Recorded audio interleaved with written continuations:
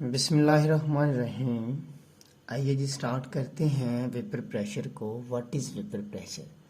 अब देखिए, नाम से ही जाहिर है वेपर प्रेशर यानी वेपर का प्रेशर। कौन से वेपर का? जो लिक्विड के वेपर बनते हैं वो जो प्रेशर लगाएंगे उनके प्रेशर को हम कह देंगे सिंपली वेपर प्रेशर। आइए जिसको डिफाइन कर लेते हैं। What is vapour pressure? The pressure exerted by vapors of liquid in equilibrium with the liquid is called vapor pressure। यानी जो एक लिक्विड के जो वेपर बनते हैं वो जो लिक्विड की सरफेस के ऊपर इक्विलिब्रियम की हालत के अंदर जो प्रेशर लगाते हैं उसको हम कहते हैं वेपर प्रेशर। अब ये जो आपके पास वेपोरेशन होता है, वो जो वेपोरेशन, ये जो आपके पास वेपोरेशन होता है ये कंडेंसेशन के रिवर्स होता है। अब कंडेंसेशन क्या है? कंडेंसेशन से मुराद है ये वेपोरेशन का, क्योंकि उल्ट है तो जाहिर बात है हम इसकी उल्ट डेफिनेशन करेंगे। हम कहेंगे the process of changing of vapours into liquid, क्योंकि वेपर्स वेपोरेशन में हम ये कहते हैं the process of liquid, the process of changing liquid into vapours. लेकिन यहाँ पे क्योंकि ये उल्ट प्रोसेस है हम कहेंगे the process of changing of vapours into liquids. यानी आपके पास जो वेपर्स हैं उसका दोबारा माया यानी लिक्विड के अंदर कन्वर्ट हो जाना, और ये कन्वर्ट होने का प्रोसेस जो है इसको हम कहते हैं कंडेंसेशन। और लिक्विड का वेपर के अंदर कन्वर्ट होने के प्रोसेस को हम कहते हैं एवेपोरेशन। अच्छा जी, बात दरअसल ये है कि अब देखिए, अगर आपके पास ओपन, इमेजिन करना है आपने, अगर आपके पास कोई सिलेंडर हो या कोई बीकर हो सिंपली, तो उसके अंदर आपने कोई लिक्विड लिया हो, तो अगर आप उसको हीट करें तो उसके वेपर जो बनेंगे वो क्या करेंगे, लीव कर जाएंगे सरफेस से, क्योंकि वो सिस्टम क्लोज नहीं है, वो हवा के अंदर शामिल हो जाएंगे। तो आइए कंडेंसेशन को समझने के लिए थोड़ा सा हम क्या करते हैं, क्लोज सिस्टम लेते हैं। लेट्स, मेरे पास ये एक क्लोज, मेरे पास एक सिस्टम है। तो अब देखें, इसके अंदर एक लिक्विड है। लिक्विड के जो मॉलिक्यूल्स हैं वो एवेपोरेट होंगे जब इनको हीट मिलेगी। हाई एनर्जी मॉलिक्यूल ऊपर आए, उन्होंने सरफेस को लीव करना है, लीव करेंगे जी,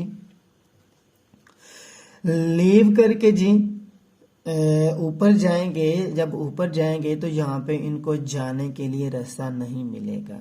अब नेक्स्ट फिगर में आ जाएं, यहाँ पे जब यहाँ पे जाने के लिए इनको रास्ता नहीं मिलेगा तो ये क्या करेंगे, यहाँ पे इसके साथ टकराएंगे।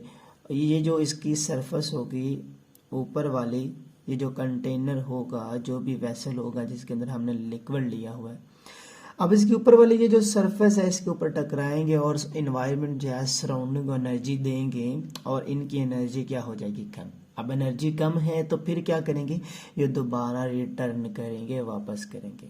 अब ये जो इनका रिटर्निंग का प्रोसेस है, दोबारा इनका लिक्विड के अंदर कन्वर्ट होने का प्रोसेस है, इसको हम क्या कह देते हैं, कंडेंसेशन।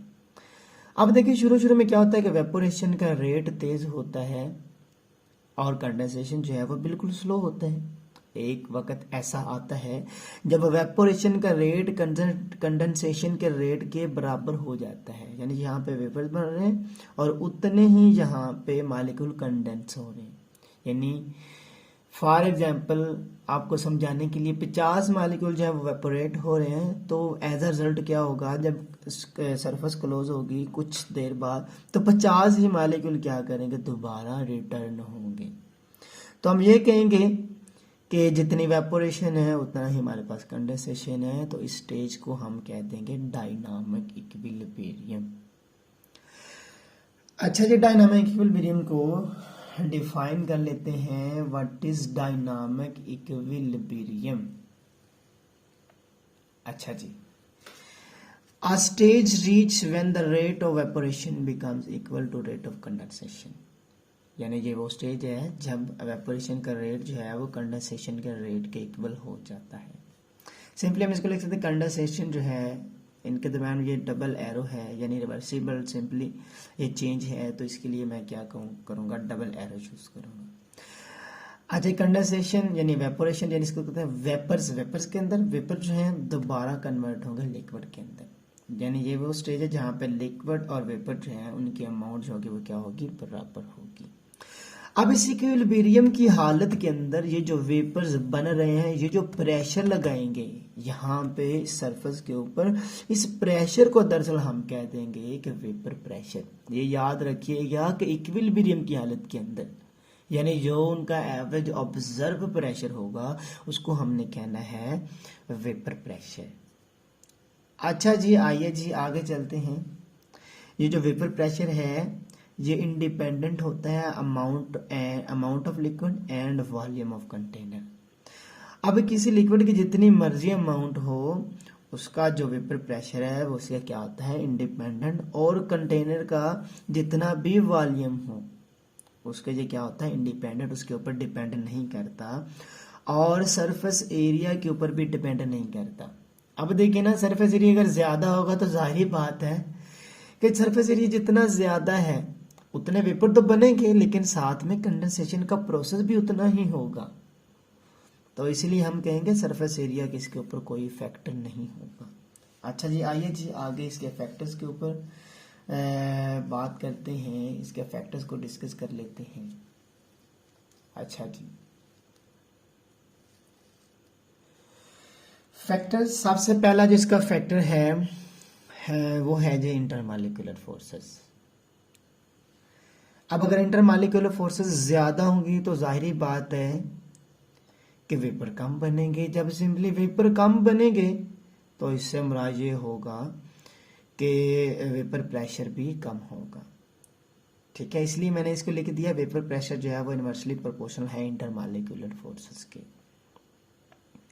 लास्ट में भी हमने डिस्कस किया था इनवर्स रिलेशन का, तो ये एक चीज बढ़े दूसरी चीज कम हो जाए, यानी इंटरमॉलिक्यूलर फोर्सेस स्ट्रॉन्ग और वेपर प्रेशर कम। अगर इंटरमॉलिक्यूलर फोर्सेस वीक और वेपर प्रेशर क्या होगा, ज्यादा, क्योंकि अब देखिए ना, स्ट्रॉन्ग इंटरमॉलिक्यूलर फोर्सेस होंगी तो वो जो मॉलिक्यूल्स होंगे वो अच्छे तरीके से टूटेंगे नहीं, मतलब कि उनके दरमियान में जो फोर्सेस है वो ब्रेकअप नहीं होंगी। तो इसलिए हम कहेंगे वेपर प्रेशर क्या होगा, कम। अगर वीक फोर्सेस होंगी तो मॉलिक्यूल जो होंगे वो इजीली ब्रेकअप हो जाएंगे, इजीली वेपर के अंदर कन्वर्ट हो जाएंगे, तो इसलिए हम कहेंगे वेपर ज्यादा बनेंगे और वेपर प्रेशर भी क्या हो जाएगा, ज्यादा। अच्छा जी, सेकंड पे हमारे पास टेम्परेचर है। अब वेपर प्रेशर जो है वो टेम्परेचर के क्या होता है, डायरेक्टली प्रोपोर्शनल। अब अगर टेम्परेचर ज्यादा है, जब टेम्परेचर ज्यादा होगा तो इससे मुराद ये होगा कि जो मालिक्यूल जो हैं वो ज्यादा से ज्यादा वेपर के अंदर आएंगे। जब ज्यादा वेपर बनेंगे तो सिंपली हम कहेंगे वो ज्यादा प्रेशर एक्सर्ट करेंगे और वेपर प्रेशर क्या होगा, ज्यादा। आगे आ जाइए nature of liquid. Nature of liquid से मुराद है मतलब लिक्विड पोलर हो या नॉन पोलर। आप देखिए ना, जो पोलर होगा नॉन पोलर होगा तो उसके अंदर क्या होगा कि फोर्सेस वीक होंगे। जब वीक होंगी वो ज्यादा वेपर्स बनाएगा, ज्यादा वेपर बनाएगा, तो हम कहेंगे इसका जो वेपर प्रेशर क्या हो जाएगा, ज्यादा। वेपर प्रेशर क्या हो जाएगा इसका, ज्यादा। और अगर पोलर होगा तो स्ट्रॉन्ग इंटरमॉलिक्यूलर फोर्सेस होंगी, तो हम कहेंगे स्ट्रॉन्ग फोर्सेस होंगी तो इसका वेपर प्रेशर क्या हो जाएगा, लोएस्ट यानी कम हो जाएगा। अच्छा जी, आइए आगे चलते हैं साइज ऑफ मॉलिक्यूल के ऊपर।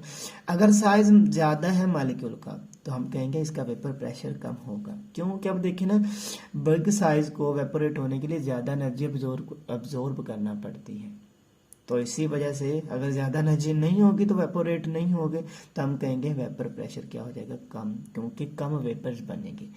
अगर स्मॉल साइज मॉलिक्यूल्स हैं तो फिर क्या होगा कि स्मॉल साइज मॉलिक्यूल हैं, इनको वेपोरेट होने के लिए कम एनर्जी की जरूरत होती है, तो वो इजीली अवेलेबल होगी, तो मॉलिक्यूल जल्दी और ज्यादा से ज्यादा मॉलिक्यूल्स वेपोरेट हो जाएंगे क्योंकि ये कम एनर्जी अब्जॉर्ब करेंगे। तो हम कहेंगे जो ज्यादा वेपर बनाएंगे, जब ज्यादा वेपर बनेगा तो वो ज्यादा वेपर ज्यादा प्रेशर एक्सर्ट करेंगे, तो हम कहेंगे तो वेपर प्रेशर भी क्या हो जाएगा, ज्यादा। अच्छा जी, आगे है जी लास्ट इसका छोटा सा पॉइंट है ये टेबल है, इसको याद करने की ज़रूरत नहीं है वैसे आपको समझाने के लिए, लेकिन 4-5 वैल्यूज आप याद कर लें पेपर पॉइंट ऑफ व्यू से। Vapour pressure increases with temperature. अब देखिए हमने यही कहा कि वेपर प्रेशर जो है वो टेम्परेचर के डायरेक्टली प्रोपोर्शनल होता है और वेपोरेशन जो है वो हर टेम्परेचर पे हो रही होती है। अच्छा जी, जब वाटर को हमने डिस्कस करना है, ये जो जितने भी ये टेम्परेचर लिखे हुए हैं ये वाटर के लिए हैं। ये सारे जो वेपर प्रेशर की वैल्यूज़ जो हैं, ये सारी जो वैल्यूज़ जो हैं ये वाटर के लिए हैं। अब देखिए जब वाटर 0 डिग्री पे होता है तो उसका जो वेपर प्रेशर होता है 4.579 टार होता है, और अगर 10 डिग्री हो तो 9.209 टार, अगर 90 डिग्री हो तो फिर 5 to 7.8 टार, और अगर 100 डिग्री हो तो फिर 760 टार। अब इससे मुराद क्या है, जब 0 डिग्री है तो वेपर प्रेशर कम है, जब जैसे जैसे टेम्परेचर इंक्रीज हो रहा है तो वेपर प्रेशर भी क्या हो रहा है, इंक्रीज। तो इसी तरह जब 100 डिग्री होगा तो वेपर प्रेशर क्या होगा, ज़्यादा। तो हम यही कहते हैं कि जब टेम्परेचर ज़्यादा होगा तो ज़्यादा वेपर बनेंगे, वो ज़्यादा प्रेशर एक्सर्ट करेंगे तो वेपर प्रेशर भी क्या हो जाएगा, ज़्यादा।